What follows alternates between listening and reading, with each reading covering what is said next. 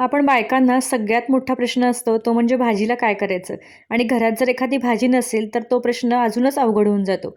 तर भाजी नसेल तर खूप छान चमचमीत पण तुम्ही काहीतरी करू शकता. अगदी घरच्या साहित्यामध्ये फार काही विचार न करता ही रेसिपी तुम्ही केली तर नक्की आवडेल सगळ्यांना. तर ही आहेत पिठाची वांगी किंवा डुबूक वडे, काही ठिकाणी गोळा आमटी असेही म्हणतात.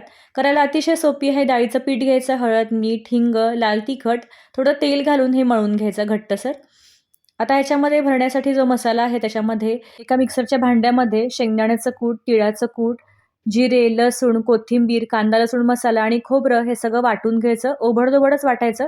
त्याच्यानंतर थोडंसं तेल घालून आणि थोडं पाणी घालून हे मळून घ्यायचं. आता हे पिठाची जशी पारी केलेली आहे मोदकासारखी, छोट्या-छोट्या पाऱ्या करून त्याच्यामध्ये सारण भरून घ्यायचं.